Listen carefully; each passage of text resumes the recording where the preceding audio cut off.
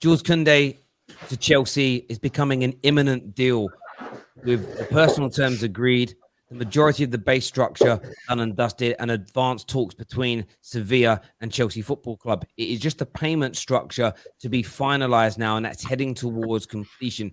This does feel like a deal that can be finalized, announced, and put to bed very, very quickly in terms of the public having an understanding of what's going on. We're going to delve into that on tonight's Transfer Predictor show in more detail. But the big focus this evening will be Arsenal Football Club, linked today with a £77 million move for Lautaro Martinez of Inter Milan. Of course, Hector Bellerin linked with the move to Inter Milan as well. So there are talks, mooted talks, of a prospective swap deal for these players. But we are going to be reviewing tonight in detail Arsenal's transfer window so far. Are Arsenal doing enough? Have they made the right kind of signings? Are they linked with the right players? The Basumas, the Madisons, the Tammy Abrahams, the Ruben Neveses. None of these big marquee signings are over the line as of now. And if you're a Gooner, are you starting to get worried with the Premier League just 2.5 weeks away from kicking off? We're joined tonight by a wonderful, wonderful panel. We've got back in the house 2 days running. Have Hope is in the house with us right about now. There you can see him ready to tell us all what he thinks. We're joined by one of the best gunners out there on socials. Gunner Souls is in the house. We've got another Arsenal fan we'll come to in a minute, but Conroy is here looking. Obviously, we're all hot in the UK at the minute. He's freezing up there in Scotland. What is that in the corner of your? Is that a trombone in the corner of your room as well? It looks like a trombone. I wonder what that is. I wonder what that is. Jem is here. He's got the tank top. The hair's looking fresh. And we are, of course, joined by the wonderful Jess tonight again, repping Arsenal Football Club. Make sure you've hit that like button. Make sure you've shared and you've subscribed to the Football Terrace. Here we go.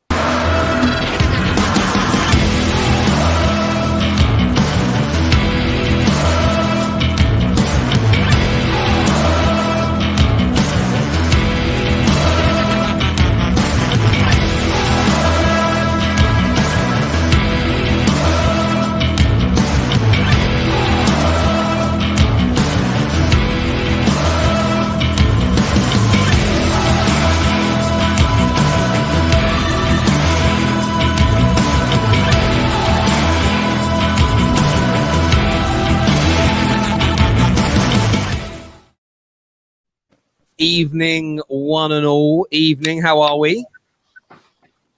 All good, thanks. Doing good. Alive, man. Alive and breathing, man. Alive and breathing. I'm glad you're alive and breathing. Have Hope. It's great to have you back on the show 2 days running. Lots to talk about. We're going to delve into Arsenal later on in the show and look at this Martinez link, review their transfer window so far. But I want to start off with the big news that broke this afternoon. One of the legit exclusives from Fabrizio Romano, almost out of nowhere. This deal is almost complete. Jules Kounde to Chelsea. I know myself and Jem spoke about it a little bit earlier. I want to go to Have Hope first on this. Very talented young centre-back, stroke right-back on his way to Chelsea. Give me your thoughts on this potential signing. Look, I mean, because, me watching a bit of La Liga and Sevilla as well, like, he's a really, really good player. And, like, he's what you call, like, the modern defender, a ball-playing defender. So apart from being good in the air, reading the game, tackling, he can bring the ball up. He's really good on the ball, composed on the ball. So especially in this kind of modern game where everybody's playing from the back, he can be good. And he's also got a very nice afro, which, can always be helpful. But my thing, though, is this isn't the priority. It's a good signing. It's a cool signing. But as I said again, every single day, if you follow me on Twitter, I'll always say, another day, no new striker. Mourinho, do your job. And I'll be saying that and tweeting that until I get my striker. So it's good. It's cool. But look, whenever you want to sort of defend your title, you want to do well, you always want to just add competition. The defense is one of Chelsea's strongest areas. But again, you always want to strengthen. So it is a good signing, and I think because he can play right back, left back, centre back, although at the Euros, he wasn't looking that great played out on the flank. So I think he's probably better in the Knicks, man. Look, man, leave my hairline alone, man. So as cool as it is, I have to be real with you, man. It's like, this isn't needed. It's a good signing, but it's not needed. What is needed is a finisher because we have a KGB double agent Russian spy called Timo Werner as striker who we need to get rid of. So, I mean, Jess, do you agree with Have Hope? Is this almost, in some respects, an unnecessary piece of business from Chelsea? I wouldn't say it's unnecessary. I think I talked about this with Jem the other day. I think you need to evaluate the center backs as well. When you put them in a 3, they obviously look a lot better. Most defenders do when they have that additional person in there to kind of save them, So I would say that it's needed, but I do understand what Have Hope is saying, that the striker is the number one priority. But if you guys want to make sure that you are in there with Manchester United and Manchester City, you might want to be able to move to a back 4. Maybe he'll help you with that. Maybe he'll give you some more dynamism in a back 3. So I don't know. I think it is a priority, but just not as important as the striker. But this is a good pickup for you guys. Like, I'm not jealous, but yeah, this is a good one for you guys. How about yourself, Conroy? I mean, how good a player is he? There's a lot of talk about him maybe being too short, maybe not being the right size and physicality for the Premier League. Some people saying he can't play in a back 2.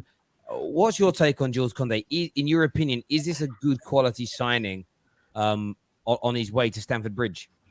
No, I think it is a good signing. I think I've looked at a few rumours as well, and I could see Chelsea getting rid of maybe Zuma specifically. So to me, it looks like they're bringing him in to offload a centre back, so they've got enough cover. He's 21.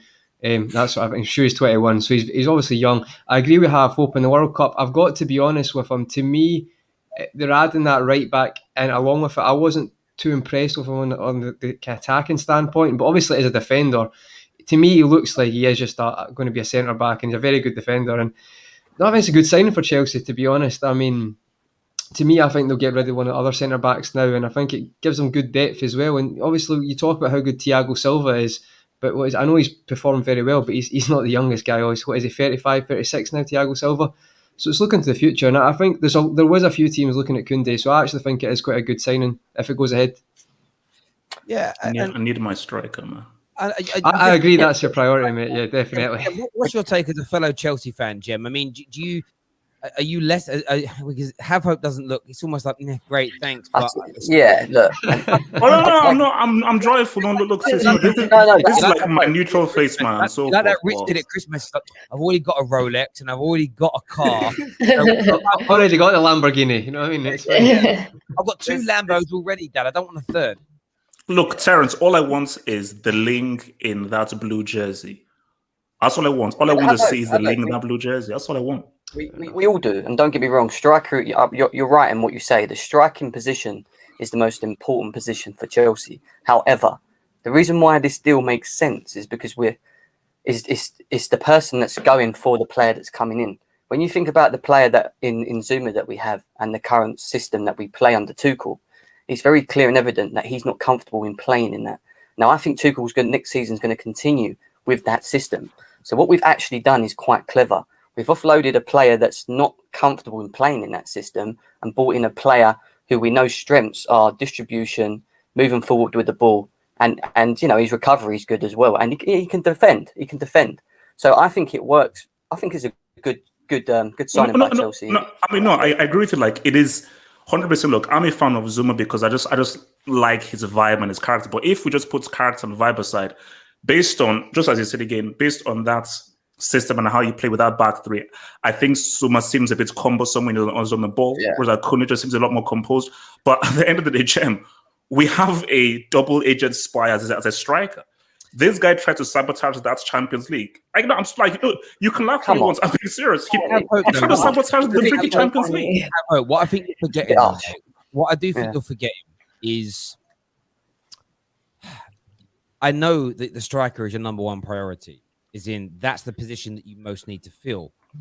But if right now that isn't doable, and one of the best up and coming young centre backs in the world is available for around £40 million, we're hearing, you can't just ignore that. You also have to look at future proofing your team. If you look at the situation with Lokonga, it was a player that Arsenal didn't want to move for as early as they have, but they've done it for one reason or another. Camavinga, Man United, Real Madrid, Barcelona are the top 3 teams outside of France that have been sort of monitoring him for 2 years now. None of them really want him yet. They all think it's a little bit too soon for him. But if suddenly another club comes in and might be taking him away, you might need to act a little bit earlier because, of course, Spurs were circling for a player that Chelsea have been monitoring now for over 2 years. So Spurs were circling. Koundé was wanting the move away from the Liga. And I just think Chelsea got to a point where they couldn't risk him going to Tottenham. And they've had to come back. Go on, Jess. Yeah, I just want to say that, I think it's kind of a misconception that like the order that your transfers get done means that that's the priority. Sometimes it's just the easier deals are the ones that get done first, but they're not necessarily your priority. And usually the bigger ones take a lot longer.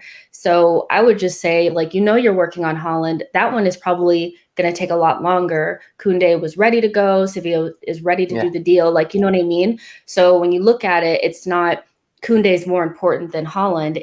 This is the easier deal to get done. And do you really want to wait until you get Haaland done? What if that's like a couple of days before the transfer window is done and then start trying to do other things? Like, so that's just what I would say, Yeah, Gunnar Stoles, from your point of view, do you feel like have hopes maybe being a little bit ungrateful to this? That's a harsh word. I mean, I'm a grateful guy, man. Come on, I'm a nice guy. Spoiled baby. I just want my stripes. Oh my God! Yeah, where do I start? No, I think you're being a bit too harsh on the club in terms of look. Haaland is looking to be 130, 150, maybe 160, or maybe a place up in there. There's so many different ways of trying to deal with this and negotiate a price and I guess a structure to how they're going to make this payment.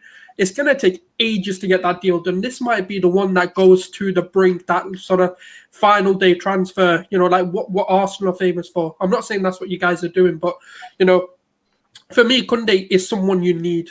And one of the things I was looking at your centre-backs and, if, let's say, for example, Thiago Silva gets injured, you're a liability at the back. I know you've done well. I know you've done good, but every defence at some point is going to crumble, and your defence is, in my opinion, not as strong as I think Chelsea fans are making it out to be either. Yes, your strike. I don't disagree, by the way. Your striker is 100% the one that you definitely need to get before you can say, you know what, we're competing with the likes of City or even potentially United are in that conversation of coming for the league this year. But yeah, no, I think when you look at Koundé, the only problem with Koundé is is his height going to be it? Because a 5'7" centre back in the Premier League can be a question to be asked. I'm not saying this. I'm not saying. Don't be shortest, man. Don't discriminate against short people, man. That's You're calling him a hobbit. You're calling him a hobbit. No, that's your words. Calling him a hobbit. Yeah, calling him a hobbit.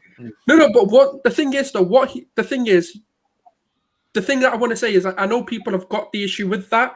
But one thing I want to say is, if you've got a dominant centre-back like a Rudiger, like a Silva next to him, then it doesn't really matter, because if you look at traditionally some of the top teams, they'll have one imposing centre-back, which, it could be anyone. In your case, it could be like Silva or Rudiger, who's going to do a lot of the hard work and the graft and going in for the big tackles and the big headers. And then Koundé is going to use his speed and his pace to hover around and just basically clean up where he needs to and take the ball out of the back. So I don't think that's too much of an issue, because I have seen it. A lot of people are suggesting his height being a concern. Yeah. I don't think it is. And one of the things you've got to look at is if you obviously have hopes. I know you said you watch La Liga. I'm also one of those. I love watching La Liga. I try and not miss a game if I can. And Koundé is one of those. I was like, this kid is got a future on him. Like he's got everything. And do you know what? I know this is going to sound bizarre, but he could also come to be a Kante replacement for you guys further down the line. I could see him coming to that midfield. Easy. You're talking about a World Cup winner here. World Cup, like Kante is different. But did I say he is Kante? Did I say he's on the level of Kante? I'm just saying he can come in to be a Kante. Like, he's got the qualities there. So even if you wanted to go get the other centre backs down the line, you can bring him in. He's got all the qualities for a midfielder as well. So I think it's a good signing. If I know Arsenal wanted him, I'm disappointed we didn't get him, because obviously he wanted Champions League football. He wanted to compete at the top. So obviously we were always going to lose out on that. But it's a top signing. The thing about his height is, for me, it's just a bit of it's just a stupid thing for me, because you look at the Premier League as it is now, and barring playing at Burnley, where their strengths are hoofing the ball up the pitch and having to be physical, a lot of teams want to play the ball on the floor. You see the Leeds, you see the West Hams, you know, the Villas. Everyone wants to play nice, neat, quick football on the floor. Most teams like playing out from the back now. Don't see balls hoofed up the pitch by goalies anymore.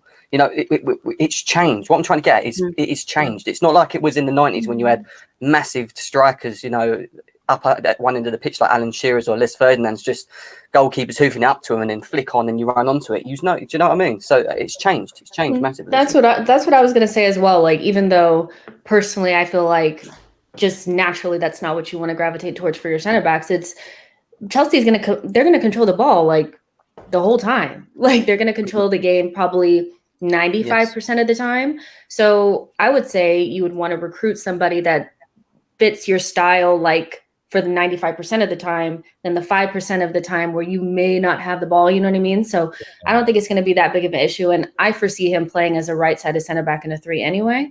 So I don't think it's going to be that big of a deal, really.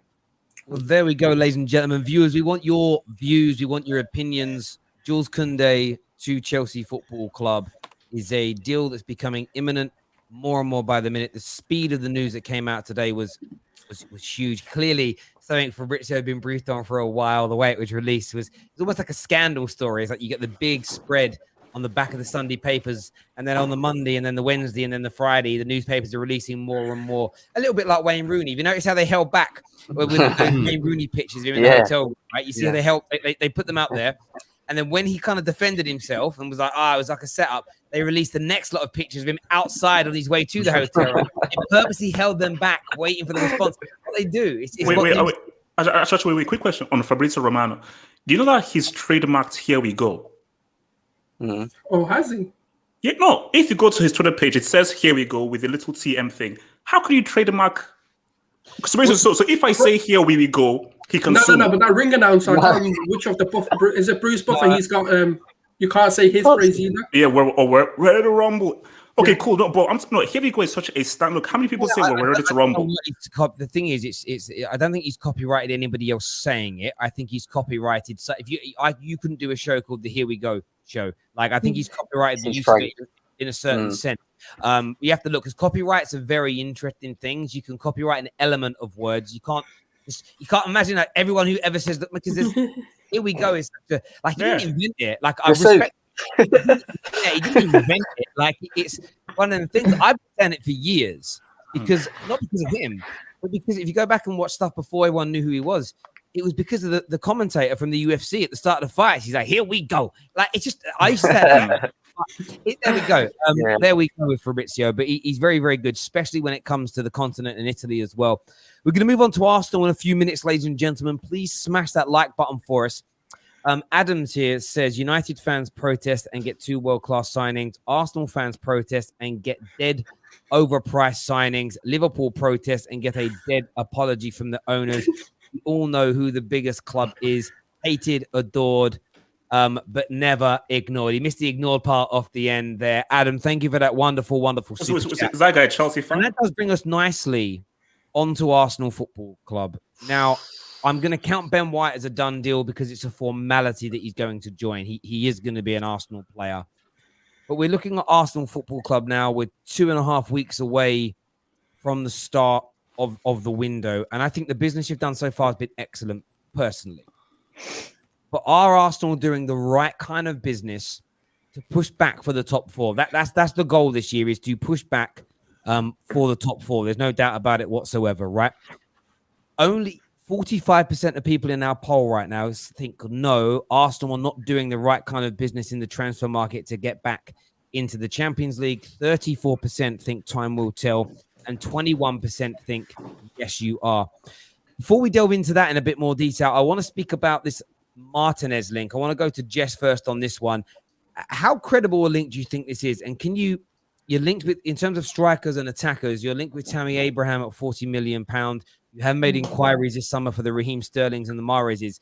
Do you feel there's any credibility in this potential approach from Martinez from Inter Milan? I mean, there's no smoke without fire. So I don't think people just come out of nowhere and just make links. I would say at the very most, we asked, at the very most, there's nothing else beyond that. He's in contract talks at the minute. That's what I know of. And then, Inter obviously want him to extend. So every time a player is in contract talks and the club is trying to nail the player down, I instantly think, well, they're just kind of using us to get what they want. So for me, I think at the very most, we probably inquired. Why we're inquiring makes no sense to me at all. Good player. I hate to say this, out of our league. And I would say we're more likely to not bring in a striker. I just don't see it. But for 70 million, like, I can't even get around the price at the moment because I just don't see the feasibility of us getting it done at all. Him being interested in coming to Arsenal, like, yeah, I wouldn't even get excited about this. Like, when I saw it, I just instantly was like, whatever. It's just one of those, like, you know what I mean? So if we're inquiring, I don't know why. Like, you know what I mean? So that's about as much as I can. That's as far as I can go with that one. You on that, Gunnar. So how about yourself? Do you feel there's any credibility to it? Do you think Arsenal are wasting their time if they are looking at Martinez? I know it's going to sound mad to say, but I think that could be, because I know they're interested in Bellerin, and I know that's not like, oh yeah, Bellerin, Martinez is a big gap in difference in terms of class. But one thing that people don't know is Serie A isn't as rich as it used to be, and because of the whole pandemic, they've especially Inter Milan, have been hit financially very, very hard. So let's say, for example, they can strike a deal where they get Bellerin in swap for Martinez plus, I don't know, like 40 million or 50 million. That's the ballpark figure of what we're looking to pay for Abraham anyway.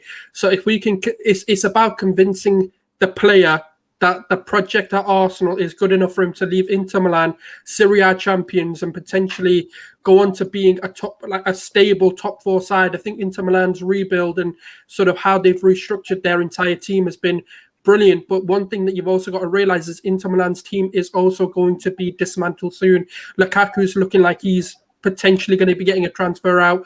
So is Martinez looking at it like, is this the end of Inter Milan's sort of era of dominance, and is it time for me to jump ship? I'm not saying that's to Arsenal, but that could be to Barcelona, because they've been linked to him for many windows.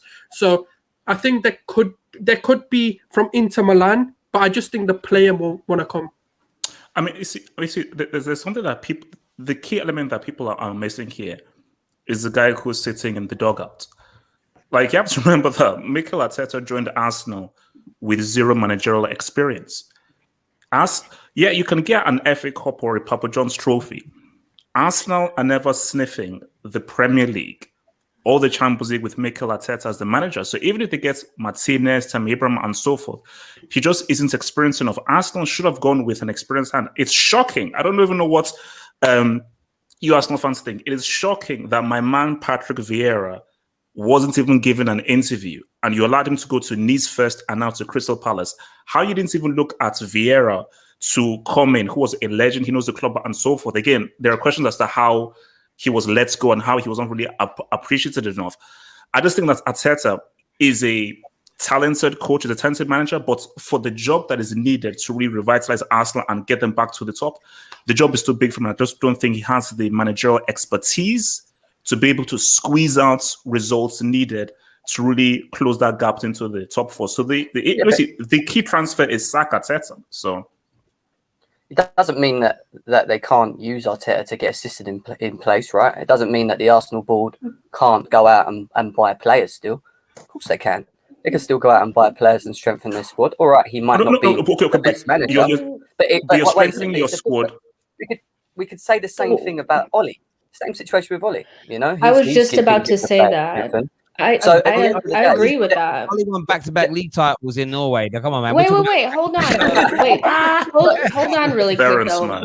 I was thinking about this earlier, and because there's a lot of people that are kind of getting on my back a lot lately because they don't feel like I'm negative enough. They don't think I'm hard enough on Arteta or whatever.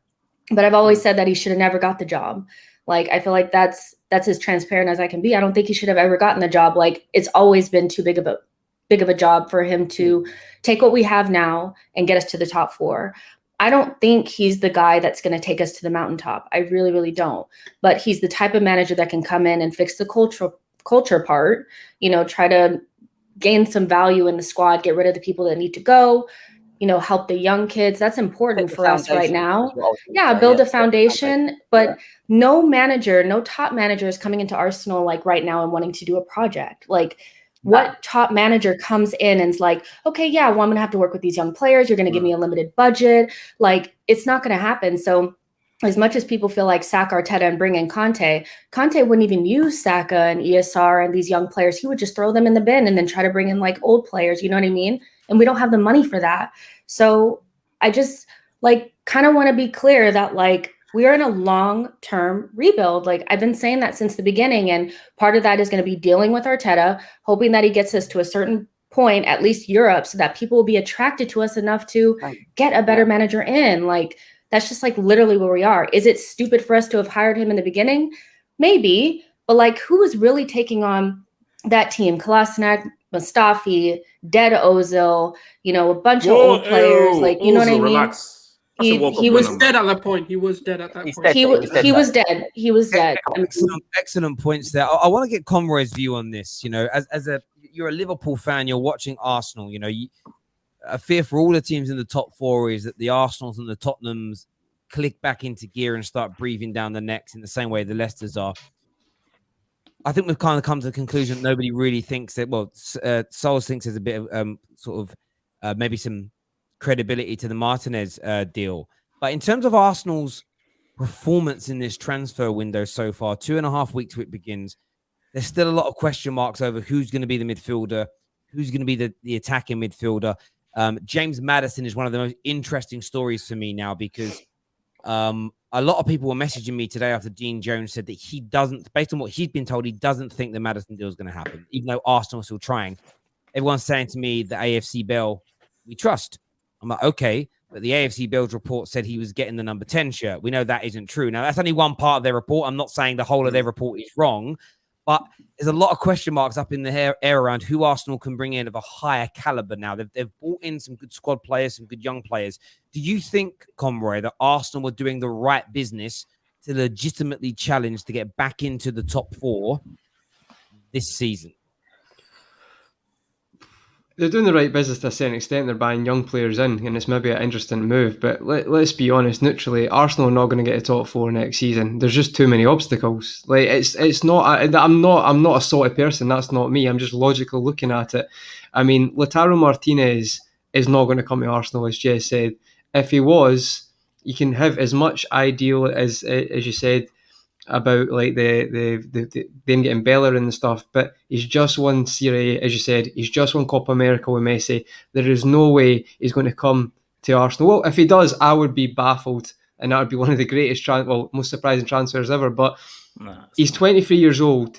He's playing like he's still young, but if you watch in the Copa America, he's playing like he wants to be the main man somewhere. So I'd be very shocked if that happened. I just feel like Arsenal, you probably are going the right way with young players, and looking to get maybe a catalyst like a Maddison or someone like that in. But there's just too many obstacles. Liverpool literally didn't have a defence last year and still got in the top four because the teams around them couldn't capitalise on that. By the way, I have no idea how you guys did it. Near the mate, near the and I'm the most honest fan, near the but we still did. Now, is that how good we were, or is that how the people around us? That's how everyone else was around you. To be honest, that's what I thought. I hear your points there. How about yourself, Jem? When you're looking at Arsenal from the outside in, your London rivals, the Martinez deal aside, rivals. London rivals. You're definitely rivals. Look, Chelsea are not worrying about Arsenal these days, man. Come on. They're still rivals, Tavo. Okay, even if they get relegated, they're your rivals, right? Do you know what I mean? They definitely are. It's a derby, right? Are you looking at Arsenal and thinking, they could be dangerous next year with the caliber of player they're bringing in, or the approach that they're going with, or or are they just like a footnote to you? Like, how do you feel they're operating so far this summer? I think they're doing the right things. I think the fact that they haven't got any Europe, the fact that they ain't got to play in European Conference is a big thing for them. The fact that they can concentrate on just the Premier League and a couple of domestics is again, like I think it's a good thing for them in the Premier League. And I think the signing of Ben White is good. Don't get me wrong. I know we all slander him and stuff and whatever. I think he's good for Arsenal. I don't see them getting a Martinez. I just I'd be surprised. I would be shocked if they did sign him. I actually think Chelsea would have more chance of signing a Martinez than Arsenal would in our current situation if we wasn't looking at a Haaland, for example.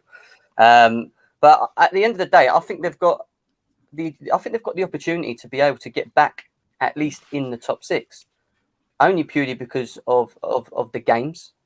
You know, a lot of the teams have got to play in all 4 competitions that are above them. Spurs are going to have them torrid games, you know, midweek on Thursdays and whatever. And then, you know, us and the others are going to be in Champions League. So I think Arsenal should really just concentrate on themselves. Don't worry about anyone around them. Put their heads down, bring in who they're going to bring in, whoever their targets are, and just move forward with Arteta and just really see what goes from there. Just be open-minded. That's what I'd say. You know what I will say though is, and see now this is where it gets tricky because I don't know what Jem would think about this. Arsenal fans, you're not in any position to now try to now demand things because I said, you know what, Tammy Abraham, that's the signing. Because once it said Tammy Abraham would be a good signing for Arsenal, us fans said, oh my gosh, we just want Tammy, the guy's trash, blah blah. I'm like, whoa, excuse me, no, lack of threats, aka Lacazette. Hence, gonna give you 20 or 25 goals that season. Aubameyang doesn't play in the middle; he plays out wide. Jem, and you can verify this. Tammy Abraham got the most goals from open play for Chelsea. I think it was like 9 or 6 goals from 12 starts. We just showed you the disgusting goal scoring situation for Chelsea.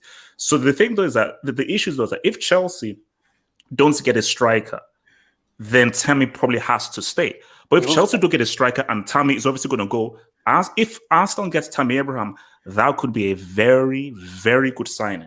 A very good signing. I don't think they'll utilise him as much as you think, Havo. I think if they do sign him, I still think you'll probably see Lacazette and Aubameyang play more. I think he will be. Oh, no, but Lacazette, he's on the way out. The only reason why we would get Tammy is if Lacazette goes. Lacazette would be gone and Kedia would be gone. My only issue is I don't really want to see a front line of Tammy, Aubameyang, and Bukayo Saka. I don't think that works. And I'm trying to figure out how you sit down Aubameyang, the guy that you're paying 300 and whatever grand a week. Like, Tammy's not going to come to sit on Arsenal's bench. Aubameyang is not going to sit behind Tammy. So you have this dead front line with Aubameyang out wide while Smith Rowe and Martinelli sit on the bench. Like, it just doesn't make sense. I don't hate them. You know, so as we've talked about this, I don't hate the Abraham thing. He's not on. He doesn't pass my eye test. You know, it's like when you watch him, he looks a little clumsy. It's just not. It's not my thing. You know, but statistically, he makes a lot of sense. Profile-wise, he makes a lot of sense.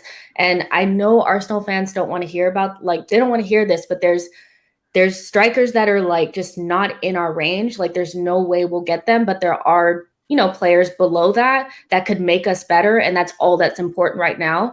I think he would improve us enough, but some Arsenal fans are just so unrealistic about where we are. It's actually ridiculous. So, yeah, but look, Lacazette would have to go first. And that point you make there, Jess, is very key. A lot of people have been disrespectful to Arsenal's approach this year, saying it's too scattergun. It isn't. You know, the likes of no one knows what's going on with Basuma. Even when we spoke to Dean today, Dean said that he was told by someone at Brighton that he's staying, but they didn't give him a reason. And his actual words were, "It's all a bit weird." Like, so for his point of view, there's no clarity there. But Ruben Neves is interested in Arsenal, but he'd preferred the Man United move. You've got the situation with Aouar, would like the Arsenal move, but Liverpool have been sniffing around him as an example. Tammy Abraham is waiting for a different reason. He's waiting on Lacazette to go. It's hard to find a buyer for him. Gunnar Solskjaer, is there a concern that time could run out? Because there comes a point where you've got to make a decision. Do you go for... Let's look at the midfield situation. You're waiting on James Maddison. You've got Aouar. You've got Neves. Say we look at those 3 football players, Basuma as an example. If they're all waiting on other clubs, how close to the start of the season do you think you should be? Or should you wait until the end of the transfer window before you say, we're going to have to drop down a level now? Like, to Jesse's point, we're going to have to drop down to a lesser caliber of player that wants to join us now.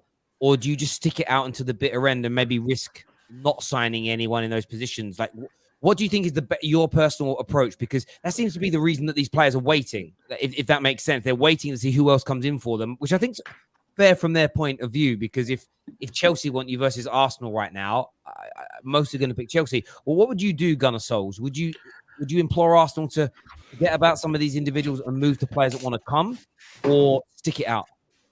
I wouldn't stick it out. I think if we were talking maybe next season, if we'd got all our business done, let's say this window, next season, yeah, you like for example Chelsea, where they're with Haaland, they're trying to get the deal done.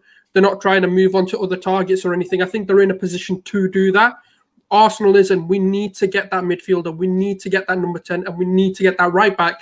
I think we're in a position where sometimes we need to be, as a club, as a fan base, and I say this a lot, I think we need to become realistic with our expectations of players. We're not always going to get, like, Maddison might not happen, and we need to accept that. We need to be ready for the fact that we might not be able to make so-called marquee signings, like, United have done 2 marquee signings in Varane and Sancho. Well, we're not in that position just yet. I think if Maddison is dragging out all the way to the final day, as an owner or as a board member or as Edu, someone as a technical director, I'd have to go, okay, Leicester, because Leicester have put the price on the table. They say pay, I think it's 60 million they want. I think they go pay it or leave, basically. And we know Leicester don't budge their price for anyone. They said it to United, you want Maguire, pay 80 million and you can have him. They didn't budge on the price, and United tried negotiating the price, but they couldn't. So I think we need to be realistic that Leicester are not a club that negotiate. They set a price, you pay the price, or you piss off, basically. And we know that. That's just how ruthless they are. It's so good to see, but it's annoying if you're trying to buy a player. Yeah. And, the crazy thing is, we all want our clubs to behave in that way, and until we come across a club that behaves in that way, it's like with players. Whenever we have a player that wants to leave, we want them to do it respectfully and nicely. But yeah, if we're trying to sign a player and he's behaving like a bastard to get away, we celebrate it at the other end of the spectrum, because we're fickle beings like that, like football fans. We truly are. Yeah. I suppose that's a question, but we're going to do. Ladies and gentlemen who are just tuning in, so this is the Transfer Predictor Show. We are going to go through the Arsenal potential transfers now and predict whether we think they're going to come or not. We'll be touching on some of the Premier League's biggest transfer rumors right now and giving you and the panel the chance to predict whether they're going to happen or not.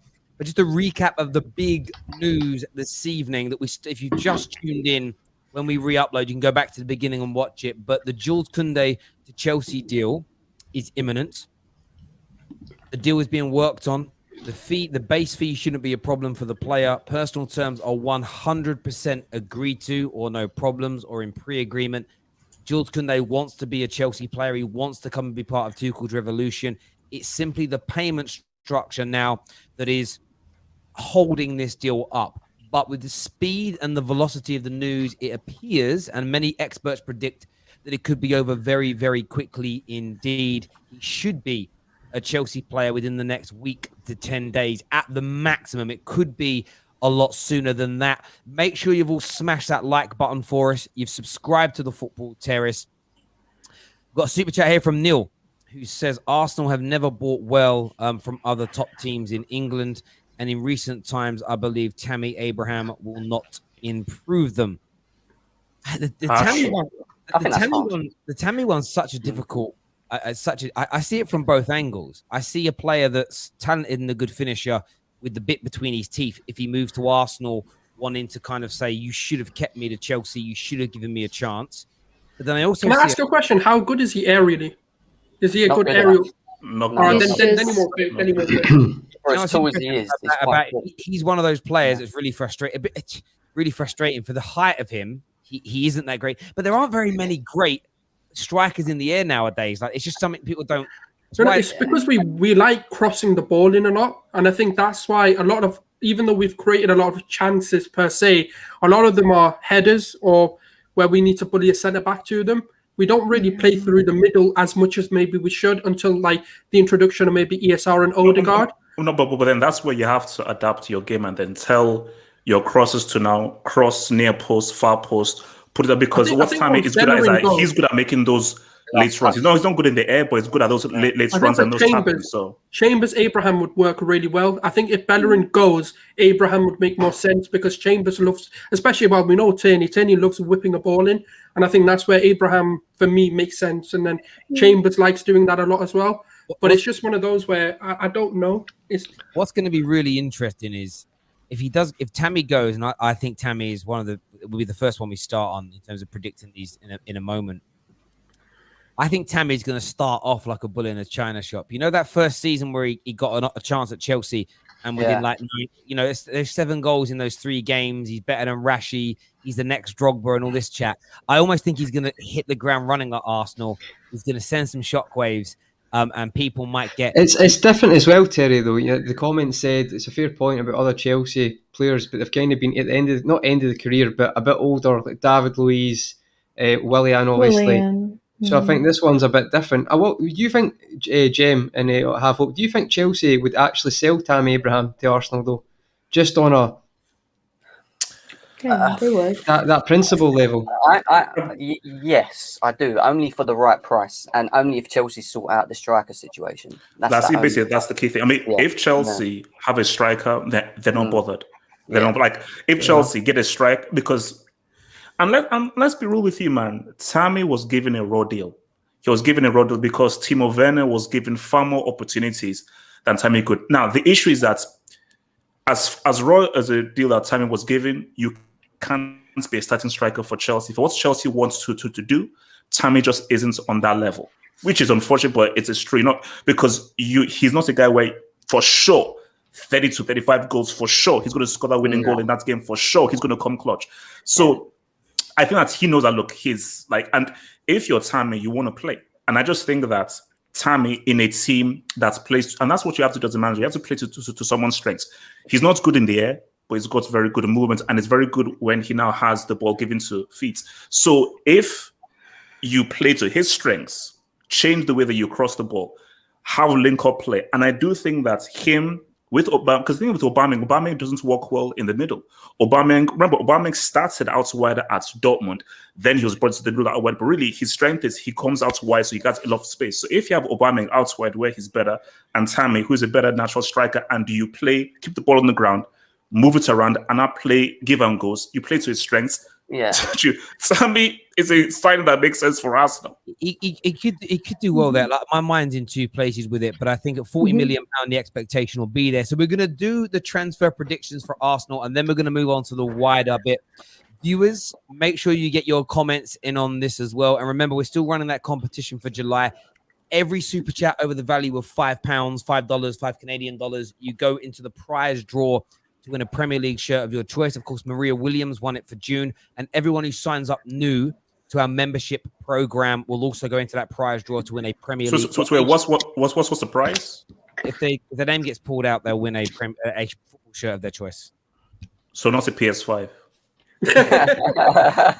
I'm still waiting for a PS5. So, Terry, you have enough cash. Give these kids a PS5, Terry, man. Give them a PS5. Let me just say this. We've got some amazing things coming up with prizes in the very near future. Just watch this space on that. We've held back on that for a reason. Enigma here says Tammy is not better than Aubameyang. Aubameyang is a better tapping merchant. Chelsea can keep their clumsy. Whoa! Enigma, what the heck? It's a bit rude for a Tuesday night, man.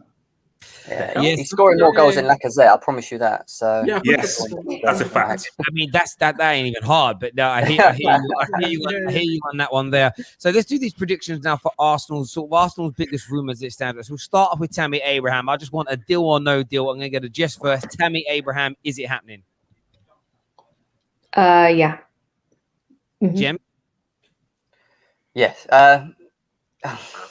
Yeah, no, actually, I want to say no. Gunnar? I don't think it'll happen. Have hope. I was going to say deal, but then when Jem said so, I thought of West Ham. I think he's going to go to West Ham. So I'm going to say no deal. He's going to go to West. He's going to go, but to West Ham. So you think is he going to reject Arsenal for West Ham? I don't think he's going. I just don't think that Arsenal will. I don't think Arsenal will make a real bid for him. I think West Ham are going to be the guys that make the real bid going for him, and he's going to go to West Ham. There we go. And Conroy, what's happening with it? Tammy Abraham to Arsenal. No, I don't think it'll happen. I feel like he might move to another Premier League team, but I can't see it being Arsenal. Okay. One of the other big ones, we'll go to the big one straight away. James Maddison. What we'll do, we do it one per... Who thinks yes and why? Who thinks yes and why? Who thinks that's going to go through? Anyone here think yes? Oh wow. Okay. Yes. I'm going to say yes. I think it will go through. Why do you think that?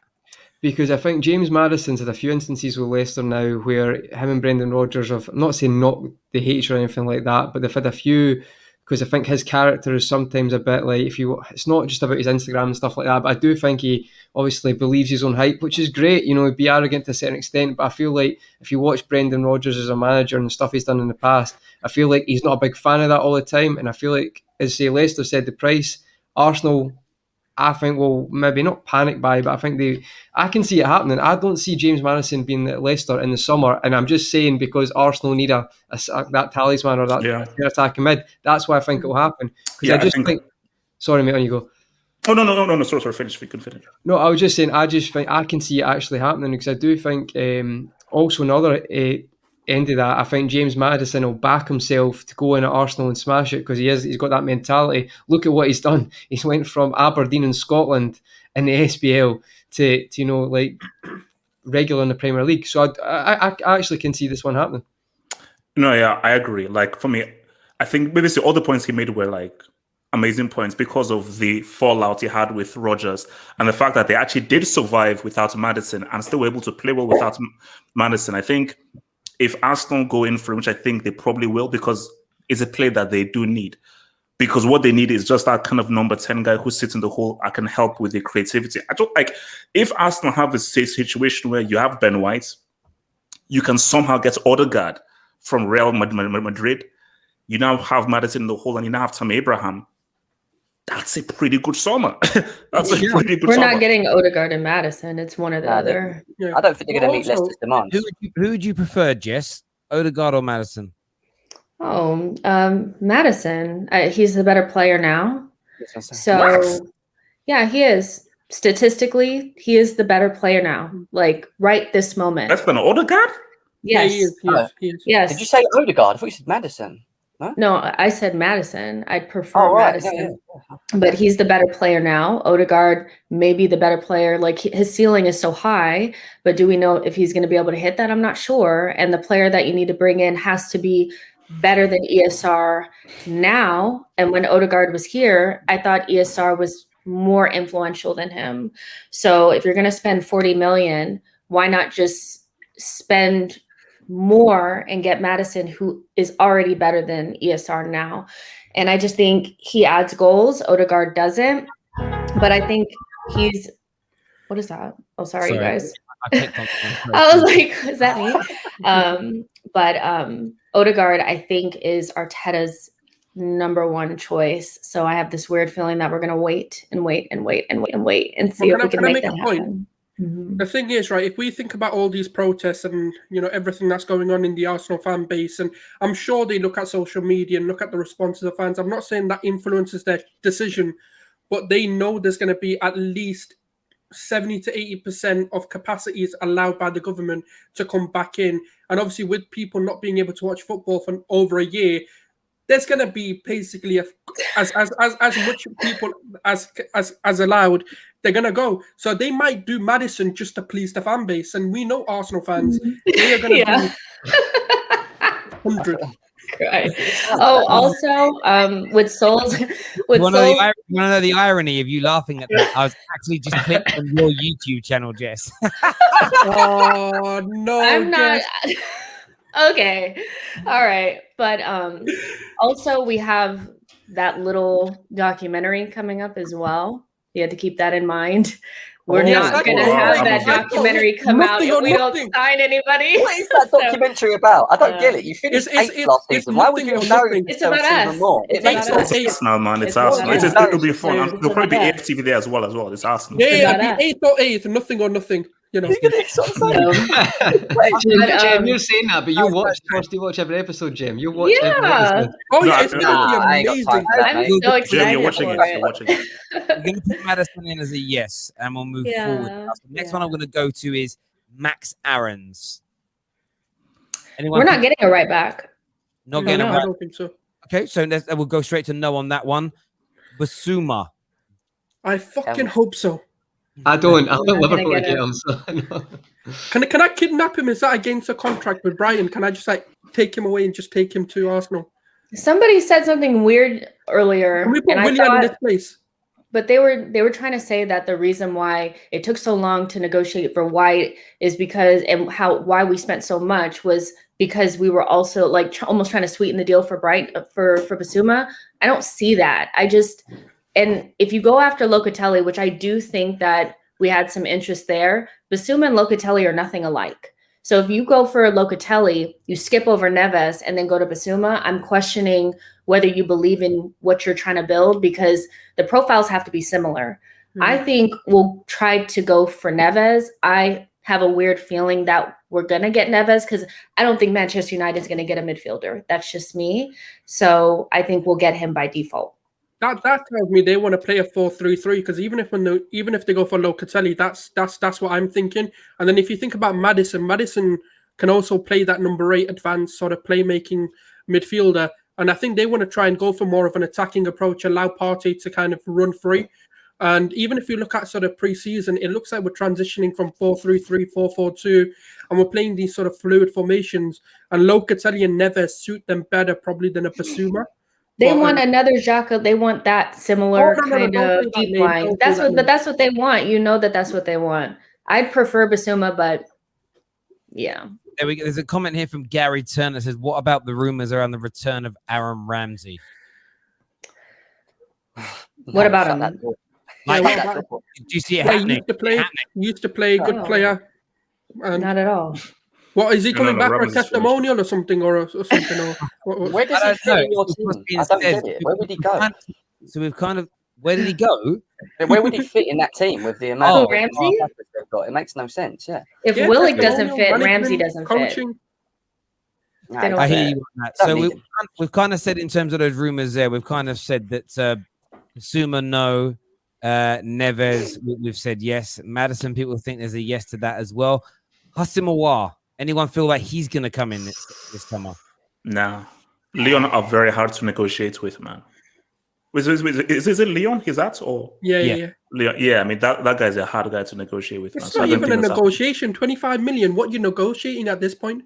But something is weird about him being only 25 million and nobody has snapped him up. He hasn't been legitimately linked with anybody. Like, that's really weird to me. Like, it's very strange to me. I don't think he fits what we're trying to do anyway, really. He's not a perfect fit, you know. But I hear you on the strange thing. It's one of the things I said to Dean today about Basuma. Now, I've always thought Basuma was really good. Let's say Liverpool and Arsenal and no one makes a proper approach for him this summer. That's like a red flag to me. That just stands out as being a bit of a, like, I don't know, if you're on a date with a guy, he's 32, and then he says, "Oh, can I go back to yours?" And you're like, "Yeah, okay, guys. Let me just ring my mum to find out if it's okay." Like, goes off. You're going to say that. When you see someone like a Basuma, and it's I don't know. It was just a little. Let's see what happens. He might still move this summer, but if no one's in for him. I get sometimes it's one club, and that's because a player only wants to join that club. They've got a desire to be there, like Rafael Varane with Man United as an example. He wanted to go there, so you understand that, but. Yeah, it's going to be interesting in relation to that. Neil O'Callaghan here says AFC are not getting Maddison for 2 reasons. 1, Leicester will fleece Arsenal for everything, and therefore will back out. Number 2, Emil Smith-Rowe is their number 10 for the season ahead. Can I just say on the Can I just say on the ESR, why are people got this notion just because ESR is the number 10? Well, he's been given the number 10. Does that not mean he'll play as the main number 10? Yeah. Yeah, but it doesn't mean anything.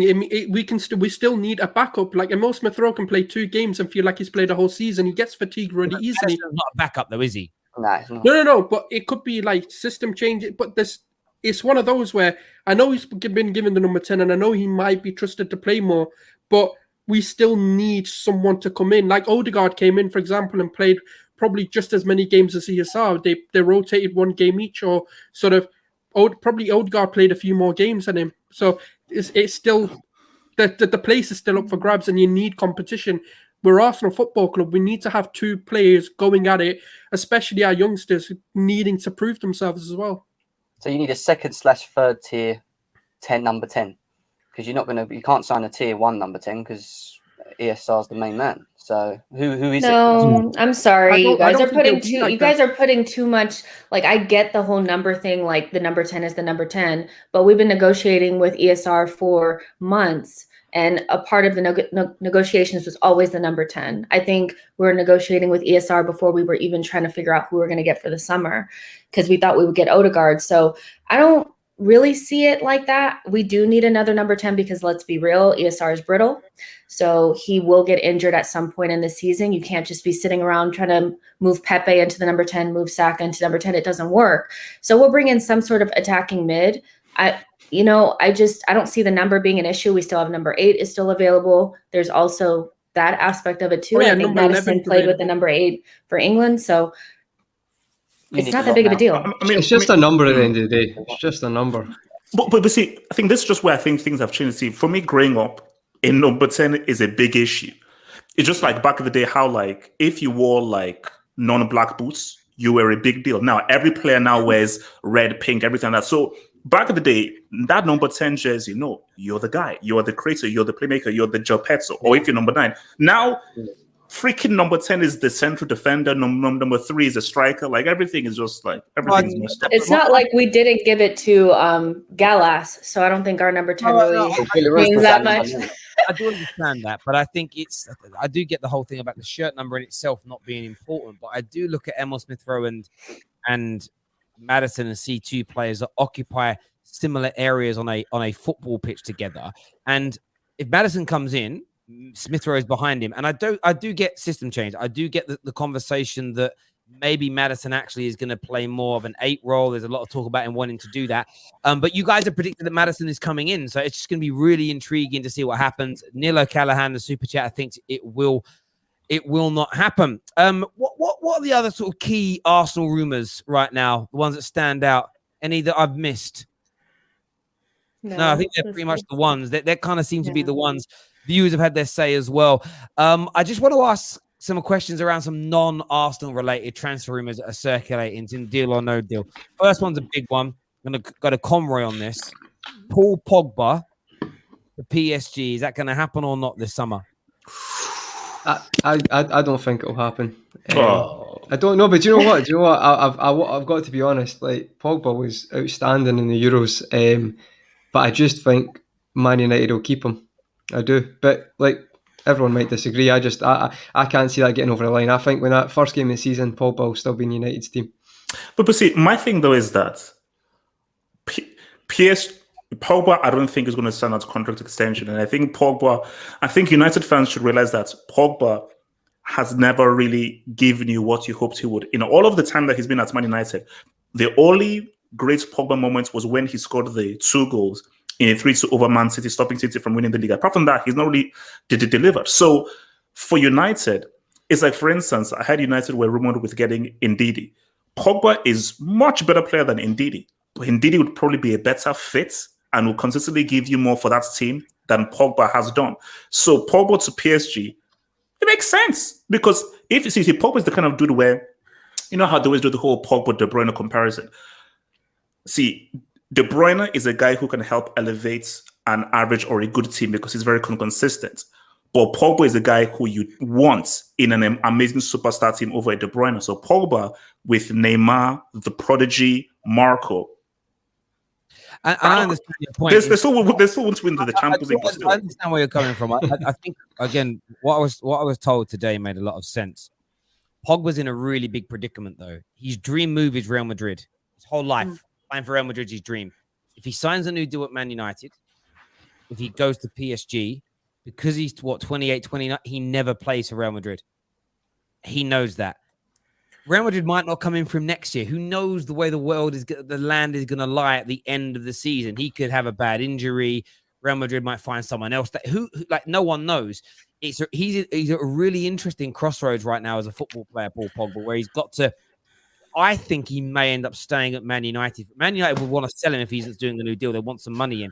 He might stay at Man United and then weigh up his options for PSG or Real Madrid the following year and look where they are. But you've also got to look at the fans don't want him at PSG. They've already sort of I wouldn't say protest, but they've had banners out and stuff saying that. But I don't know how bad it is, but if that is the case, and he might be looking at that and thinking, do you know what, I may as well hold out. I hear you on that. Henko here says that means Aouar would fit in well. He is a number 8. Him and Smith Rowe could work. They could. They certainly could. And not everyone's going to agree, but some people certainly think they could. But I'm going to go to Jess on this transfer rumor. Jack Grealish to Manchester City. Oh, man. It's so hard to say if it'll happen. Yeah, I mean, I can see it happening. I could see it happening. They have the money, right? It's just what's weird to me is that Manchester City never really blows money like this. Like, that's not really their style. They usually get a bunch of transfers that are like between 20 and 50. So it would be strange to see them blow this much on one player, especially one that I'm not sure I'm convinced will really move the needle for them. I love Jack Grealish, don't get me wrong, but I think he's been a big fish in a small pond for a long time. And I don't really see it. I think they still need a central striker, so I'm actually going to say I don't think this is going to happen. I can't see it. I can see it, but I can't. I hear you. I've been talking to some of the bats recently, anyway, on Twitter, and they seem to think that they're going to get him, and that Man City are interested in him, that more interested than Harry Kane, which is surprising from what I've heard. So I actually think Grealish will happen. They're going to move. The Grealish move is the bid, whether fucking informal, formal, or sent on a fucking carrier pigeon or sent in a message bottle. I honestly hate the way fans now get on their knees and suck their clubs off when it comes to the PR bullshit, when it comes to we didn't actually officially bid. It was only an inquiry sent through an intermediary. So it was not actually rejected. It's like, honestly, like that's the worst thing journalists have done is become mouthpieces for football clubs. But aside from that, they're very, very close to putting in. Their opening offer is going to be around 75 to 80 million pounds for Jack Grealish. Villa are asking for 100 million, but privately, Villa will sell him if it gets close to the Paul Pogba value of around 85 million pounds. So I see it happening. I just don't know whether it's going to be a success. The final one we're going to do tonight, we're going to cover more of these later on in the week. Cristiano Romero. Whenever I read the word Cristiano Romero, my brain sees Cristiano Ronaldo. I don't even know why. Cristiano Romero. 0 World Cup knockout goals. Yeah. Tottenham, Gunnar Slens. Is he going Tottenham? Levy. That's the issue. I know. Basically, the answer to that is Daniel Levy, because it's like, I think they've said, because I think Levy out was trending on Twitter and so forth. I'm like, wait, what the hell? And then they said that, bro, this guy, I think Atalanta have said, bro, 40 mil. And for some reason, Levy's like, nah, man, 39.9999 recalling when we have to have a deal. So I just think, and Romero, who obviously just won the Copa America with Argentina and who has actually been one of Atalanta's best players, bro, like would be, and because you can see that Santo is trying to build something. I think if you now puts Romero in that defense, obviously with Alderweireld going to get some oil money in thingy, it's Levy, cut it, check, but he won't. There we go. Well, listen, ladies and gentlemen, we're going to do more of those as we go over the course of the next week or so, looking at those transfer rumors. Please make sure you go to the link in our description below and sign up to our social media accounts. We have a brand new Telegram, which is for notifications. The link you'll find, the first link in the description below is that. Go and sign up and never miss a Football Terrace notification ever again. Everyone who's tuned in, a massive thank you to each and every single one of you. Please smash the like button now before you leave. I have shared the link in the comment section to go and check out Jess and Gunnar Stens. I didn't realize Gunnar Souls. I didn't realize that you were actually going to be on that show as well. 10:15 that starts over on Jess's channel, so go and check that out now. That's in the comment section. We're starting in like 5-6 minutes, so you better go work. And do your thing there. Jem, Conroy, HH, Gunnar, Jess, a pleasure as always. We're back tomorrow morning with more content for you. You know, the grind and the work rate continues. But until then, take care of yourselves. Goodbye. God bless. And we'll see you.